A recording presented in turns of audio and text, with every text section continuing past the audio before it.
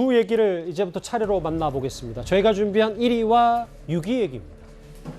대장동 의혹을 수사 중인 검찰이 어제 유동규 전 본부장에게 성남시에 큰 손해를 입혔다는 배임 혐의를 추가로 적용했죠. 그럼에도 배임 액수가 줄어든 영장 청구에 대해서 꼬리 자르기 아니냐는 비판도 동시에 나오고 있습니다. 오늘 원희룡 전 지사와 국민의힘 김은혜 의원은 대장동부터 청와대까지 도보 투쟁에 나섰습니다. 화면 만나보겠습니다. 대장동에서 청와대까지 걷기를 시작하고자 합니다.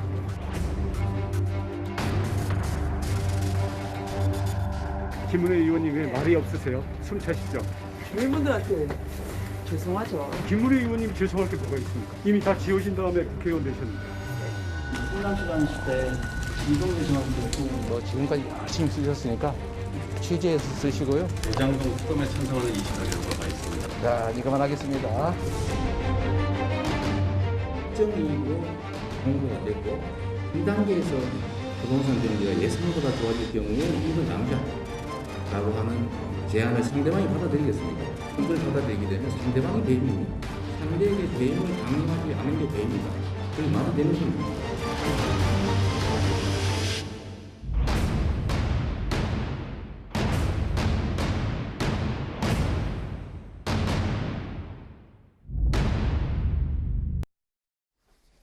예, 앞서 영상으로 오늘 현장 분위기부터 만나봤고요. 그러면 저희가 오늘 짚어보고자 하는 얘기는 현 성남도시개발공사 사장 얘기입니다. 지금부터 그 얘기 만나보겠습니다.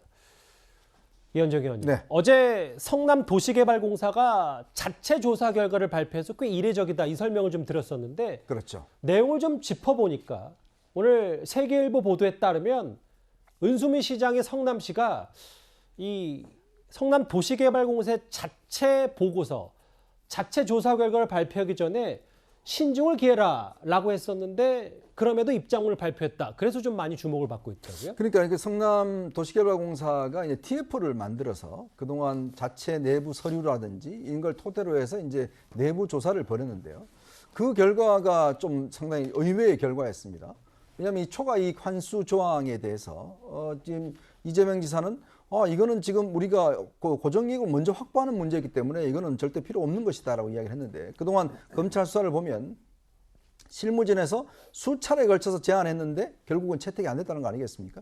마지막 될 때도 7시간 만에 이게 삭제됐다는 이야기가 나왔었기 때문에 그러니까 도계공 입장에서 봤을 때도 이거는 말이 안 된다. 왜냐하면 다른 지역 같은 경우는 다 이 조항이 있었습니다.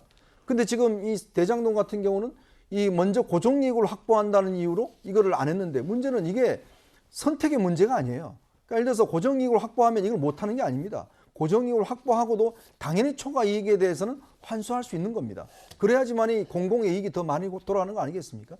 그래서 이제 내부적으로도 저런 결론을 내렸고 그다음에 이제 지금 이번에 검찰 같은 경우도 유동규 씨에 대해서도 배임 혐의를 적용을 했는데 그러니까 도계공에 대한 배임 혐의만 적용했어요. 성남시에 대한 것은 이제 적용하지 않고 이제 그 부분에 대해서 지금 은수미 시장이나 이재명 지사가 상당히 이제 반발하고 있는 것 같습니다.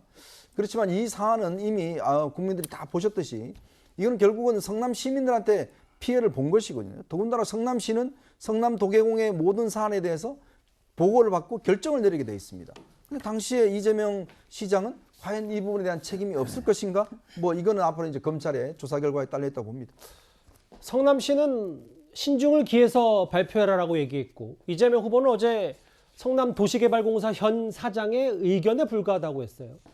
그럼에도 불구하고 초과이익 환수 조항 삭제는 배임이다 이렇게 얘기를 했는데 최병목 의원님, 그러면 퇴임을 앞두고 소신을 밝힌 게 일종의 양심선언인지 아니면 이걸 저희가 좀 어떻게 바라봐야 됩니까?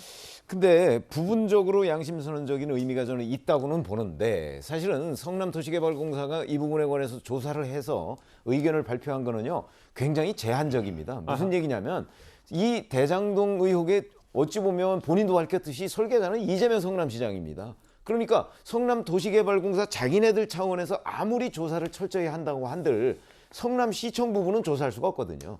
그냥 도시개발공사까지만 조사해서 발표를 한 거죠. 여기까지만 보면 저는 그 윤정수 성남도시개발공사 사장이 본인이 6일 날 퇴임한다면서요. 그러니까 퇴임 며칠 앞두고 이제 나의 소신을 얘기한다 이런 차원이고요. 사실은 이 그 초과이익 환수조항 삭제가 정말 배임이냐 이 배임은 누구까지 책임을 물어야 하느냐 하는 부분은 도시개발공사 차원을 훨씬 넘는 얘기다. 그건 이제 지금 검찰이 수사를 통해 밝혀야 될 부분이죠. 예.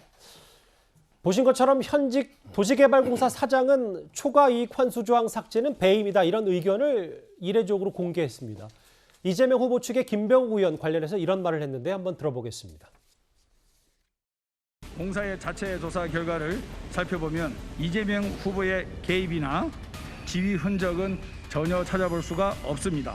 이재명 후보도 속았다고 보는 것이 현재로서의 판단이라고 생각하고요. 이재명 후보도 속았다? 그렇게 나오던데 국민도 속고 나도 속았다. 박근혜 최순실 당시의 탈핵 사태가 생각이 나더라고요. 몰랐다라고 얘기하면 이재명 시장은 대통령 후보 자격이 없죠. 이 사건의 핵심은 돈을 받은 사람들이거든요.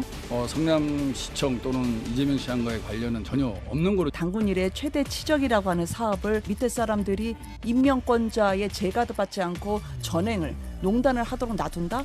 그거는 어쨌든 이재명 당시 시장이 무능하다는 거를 자인하는 거죠. 뭐 일단 조금 전에 봤던 현직 성남 도시개발공사 사장의 의견, 뭐 배임은 충분히 그런 의견을 할 수 있다. 이 부분에 대해서 김병욱 의원은 흔적 찾을 수 없고 이재명 당시 성남시장도 속았다고 봐야 된다라고 얘기를 좀 했습니다. 제가 이제 그 도계공의 발표문을 쭉 검토해 보니까요. 예. 가장 중요한 게 그 초과이익 환수 조항이 있었다 하더라도 민간업자는 이제 그 사업을 했을 것이다. 이 부분입니다. 주로 이제 이재명 지사를 이게 옹호하는 분들은 만약에 초과이익을 환수해 버리면 민간업자가 사업 포기하면 어떡하느냐 이런 지적을 하죠. 근데 그 초과이익은 정상 이윤이 나고 나서 초과이익을 나누는 문제잖아요. 따라서 저는 이제 그 사업은 진행됐을 것이다 이렇게 보고요. 그다음에 이재명 후보는 100% 이게 다 가져가면 누가 사업하느냐 이렇게 해명하는데 저희가 이게 100%를 다 하자는 게 아니잖아요. 지분대로 초과 이윤을 정상적으로 지분대로 나누자 이런 주장이기 때문에 이재명 후보의 주장은 전혀 말이 안 되고요. 그다음에 마지막으로 본인은 이게 무관한 것처럼 하지만 그때 그 영장 청구된 사람 중에 정민용 변호사 있죠. 예. 이분이 이재명 당시 시장을 대면 직접 만나서 그 조건을 보고했다. 이게 있고요. 그리고 이제 그 10여 개 서류에 이재명 시장, 그다음에 정진상 그때 정책실장 직접 이게 그 사인한 이것도 있고요. 그리고 무엇보다 이게 초과이익을 반대했던 황무성 당시 사장을 찍어내는데 이재명 이청 거사, 이청의 이름이 한 7, 8번 이름도 이게 나오고요. 이런 식으로 이게 각종 증거가 나오거든요. 그럼에도 이게 불구하고 검찰이 이재명 후보만 빼고 전부 이게 기소한 거예요.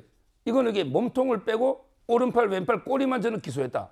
실제 유동규는 오른팔입니다. 예. 따라서 저는 이제 그 이번 검찰의 기소는 진짜 이게 중요한 이재명 후보가 빠졌다는 점에서 저는 상당히 문제가 많다 봅니다.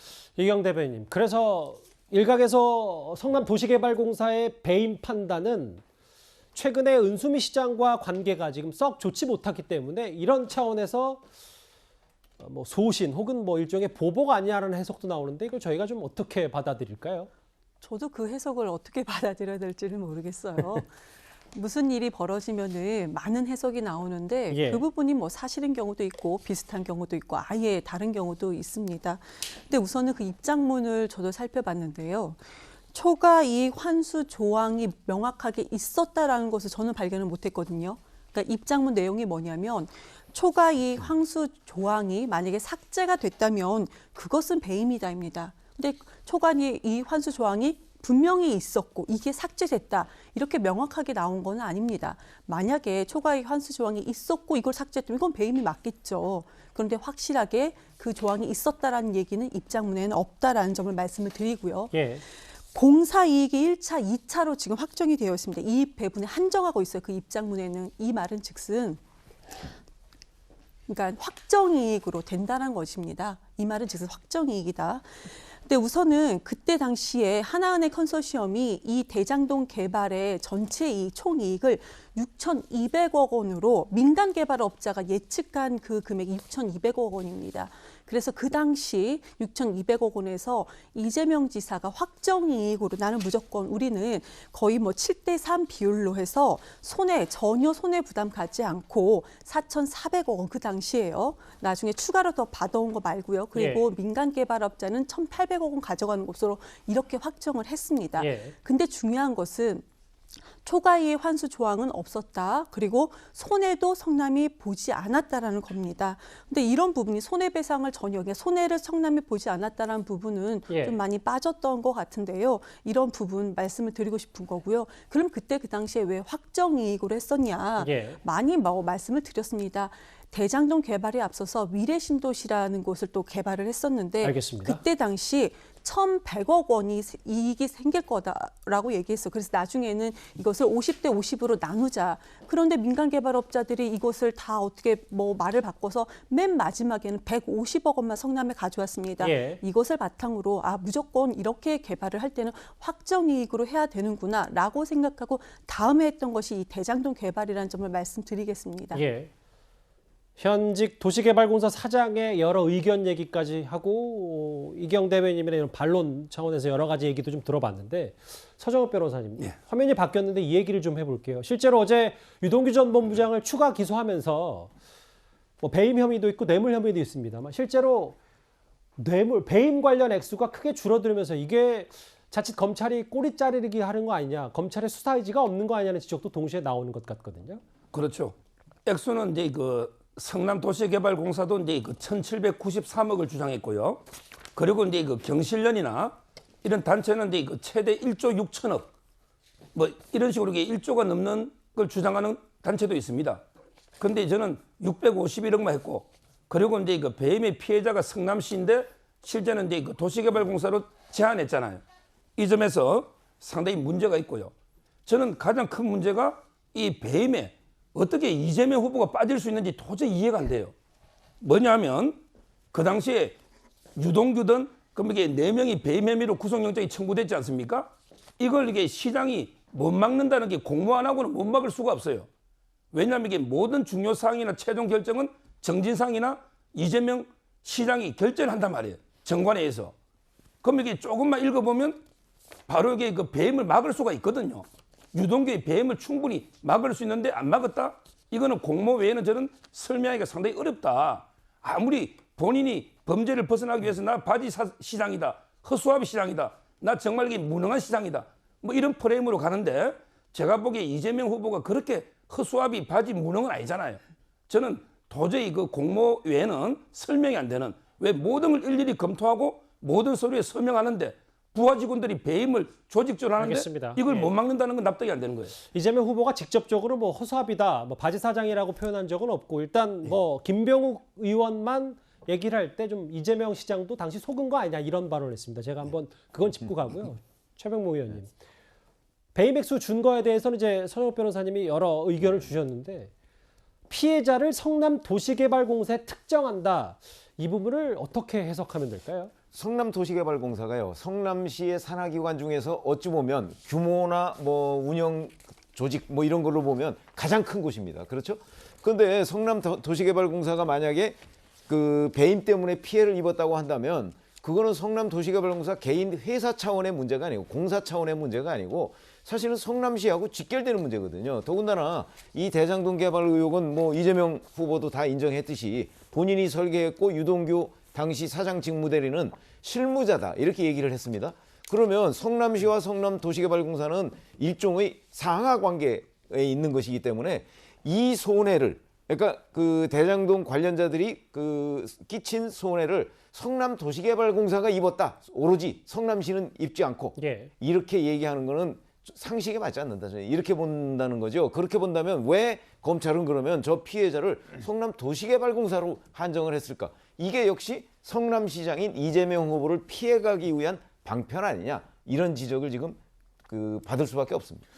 제가 짧게 한마디만 보태면 말씀하십시오. 여기서 나온 1,800억 이익 있잖아요. 이게 누가 가져갔냐면 성남 시민들한테 10만 원씩 다 돌아갔습니다. 그럼 이익은 성남 시민들한테 다 돌아갔는데 그러니까 손해 부분에 대해서는 성남도시개발공사만 책임져라? 이거 자체가 모순 아닐까요? 알겠습니다.